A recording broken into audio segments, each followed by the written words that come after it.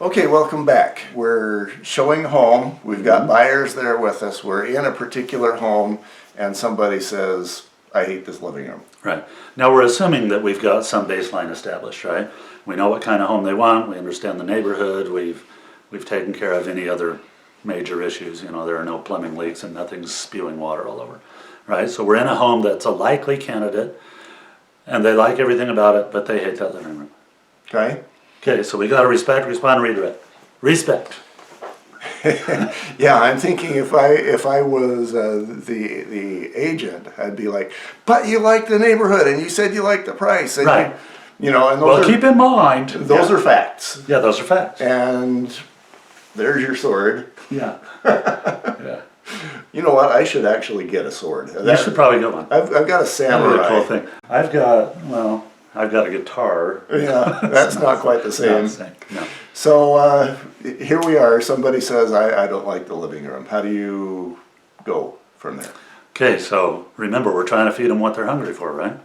And they're probably hungry for how something feels, or if they're talking about, if they're saying that, there's obviously some layout, some function, something, some picture they have in their minds of what the living room would be. And most of these pictures are a soft focus lens and a Frank Capra film, right? It's there's a lot of butterflies and a lot of rainbows in their picture of the ideal living room.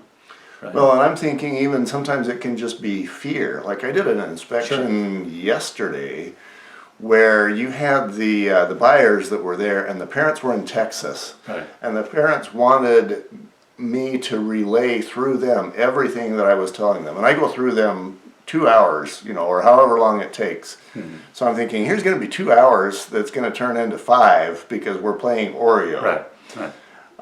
We got the middleman in there. There's a lot of fear going on, and I'm thinking maybe somebody just doesn't like the living room because they love the house and they are feeling fear because they're about to spend how many hundreds of thousands of dollars and they need to blame something. Yeah, so it will always be one of three things. Okay. It'll always be fear. Number one is fear. Mm-hmm. The second one is some disparity between what they pictured in their mind and what they're actually looking at. It doesn't look the same to them. So the first one is fear, the second one is disparity. The third one, and kind of the easiest one to overcome if you're inside of their story, is the list, right? The dreaded list. Well, it has to be this and this and this and this and this. Well, yeah. Why? We have to know why it has to be that. So it's always one of those three things. And that goes back to the video that you had mentioned briefly about the power of why. Power of why. Yeah, so we have to figure out their why, otherwise we're not in their story. So somebody says, I really hate this living room, but I like the rest of the house. Then I'm not going to talk about why the living room is good. Mm-hmm. I'm going to say, you pictured something different for the living room. Tell me what it was that you had in your mind. That is so evil because it is so disarming. It's disarming. And they're going to say, well, you know, we have this big couch and it's going to fit here. What's funny is very, very often, this happens a lot in every situation, very often they'll start to talk themselves into it. Mm-hmm. So they'll say, well, what I had in mind was this, and we have this big couch and it's an L shape and it's not going to fit in this living room. But of course, I suppose we could put that couch downstairs and then up here, because I do have that planned. And that would look really nice in that corner. Yeah, well, what are you going to do? Where are you going to put the TV? Well, we put the TV in the family room with the couch, and then this just, you know. So sometimes they'll talk themselves into it. But all you're trying to do is figure out what they're hungry for. That's what you have to feed them. You can't feed them information. Well, this living room is actually really, really good. I think you would like this living room because it's better constructed. Nobody cares. Mm-hmm. They care what they pictured. So you want to get them to reveal what it is that they pictured, and then just let them talk. All you're doing when you ask follow-up questions is not finding out more about rooms. You're finding more about what their vision was, what they have in their mind that makes butterflies come out and music play. So that satisfies one of them. The other one was fear. If there's a third party involved, if they're buying one for their aging parents, for example, then they're afraid that their parents won't like the living room, right? So how do you deal with that? And again, it's the same thing. You have to feed them what they're hungry for. What they're hungry for is they want their parents to be happy, they want their parents to be safe, they want their parents to think that they did their due diligence. So help them solve that problem.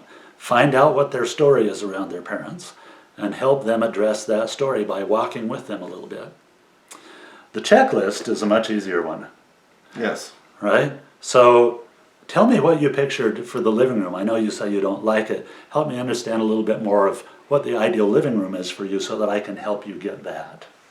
Yeah, and now I go back to my buddy, the one with our same hairstyle, and he Obviously is more intelligent just based on that alone, right? yeah, solar panel for Yeah. intelligence. We'll Intelligence say machine. that. Well, yeah. More appropriate. And so you get from him, his response is gonna be that sort of thing, and it's because if the living room really doesn't work, he's not gonna sell you the house. No. Wait. But I thought we wanted a commission, so I thought that we need to sell them the house. Just get them in the house. Let's just get them in the house and hit our number. I had a goal for this month, and I want to hit my number. So Because if you're the realtor, it's all about you. because it's all about me. And me, the buyer, I picked that up real quick. Long term, schmong term, they're going to move 10 years from now anyway, and 10 years from now I'll be in a much larger market where I can get past these yokels and get some real stuff done. Right? You know, and as the home inspector, I find that it sure is a lot of fun to just get people call me and say, I need an inspection done. I don't get those calls that say, well, what's your price and what do you do? And No. and I can tell they're going to go call 6 other people and they're going to take the cheap guy, which is the guy who just got fired at the grocery store yesterday. And I just don't have to take those calls anymore. And neither do you as the realtor, you know, after you've been a number of years serving people well. I have a brother who's a contractor up in Idaho, and he has built hundreds of homes and has never had one single judgment, legal action, lawsuit, anything ever filed on one of his properties, which is pretty unusual for a contractor, right? Everybody wants to get him for something. But he actually sits down with families and he'll say, and he says it just really throws him, he'll say, this is more home than you can afford. Oh, wow. And they'll say, well, who are you, you know? He'll say, look, you told me earlier that what you want is for your family to have, and then he describes the experience they want their family to have. He doesn't describe the home they wanted their family to have. Mm-hmm. He uses all of the words that he can recall, he's got a great memory, about what they described it feeling like and what experience and what schools and what everything else. And he says, I want you to have that experience. If you're having to go without bread to make your house payment, is that going to provide you that experience? It's your call. It's just something I want you to think about.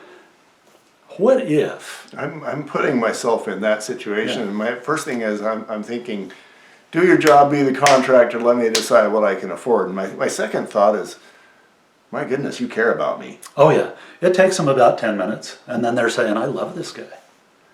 He says, because he says, it's your call. What if? And then he presents an option, but the option is what they were hungry for. Right. Right? What if instead of doing this kind of entryway, we did this one, and it would save you X number of dollars, but here's what it would feel like. The kids come home, they go through here, the first thing they see is this nice open area with plenty of light. You're there to greet them, and it feels like home to them. And that's what you told me earlier, that you wanted something that really feels like home. But it'd save you like 30 grand. Yeah, and who's going to give a bad review to a guy who is willing to take money out of his pocket to serve you well? Right. So it's the same kind of thing. Feed them what they're hungry for. So respect them regardless of their behavior. Respect that what they're going through is real to them. If they're first-time home buyers and they're taking so much of your time, you just want to tear your hair out, which I had hair once. You have to respect that for them. This is in that case, probably an incredibly fearful, what if we die sort of situation. You got to go with that because your response is to disarm. and to remove their fear and to walk with them the direction that they were going. If they say, you know, we've got to make this decision, we've got to do this right because we can't do that and we don't want to, and we're expecting our first child, and we do that. Yeah, walk with them a little bit. Uh-huh. Say, yeah, I understand. That's why you were looking to save money, because you need your money to take care of your family and to take care of that baby, Right. don't you? Yeah. Well, that's what I want. I have several kids of my own, and top priority is to make sure that your baby is safe. So I want to make sure that I get you in a position where you've used your money so wisely and gotten so much value for it that you don't have to worry about the security of your family. So let's talk about what that would feel like to you. That's awesome. Like, you know, we haven't even begun to go down the road of how to use these same tools with a teenager or the angry That's cool. spouse. We haven't. You know, I have one where I had a really good client who's been with me for, I'm going to say 20 years, and they had an old lady who had a mold guy come in, and he told her that her house was full of mold, and he was going to spray his magic spray and charge her a whole bunch of money, and so she called me livid. Right. And I did it wrong. You know, I didn't do the 3 R's. I didn't know that existed at the time. I just said, you know, it was like a year previous. It was crazy before then. So I went back and I thought I was being really good customer service, and I basically just unloaded information on her. But she had decided that I was the devil, and Right. I didn't get into her story. She saw right through your disguise. You were the devil. And I thought, you know, I'm going to look bad, but I'm going to say this anyway. I thought, here we have an old lady who just wants me to be the devil, and there's nothing I can do, so I might as well just take that role. Yeah. Her house isn't the only thing full of mold. And, you know, so there's any number of examples that we could go with, but we're kind of out of time. So there are some options, you know, if you want to get further trained on this subject. There is NateWalkerConsulting.com.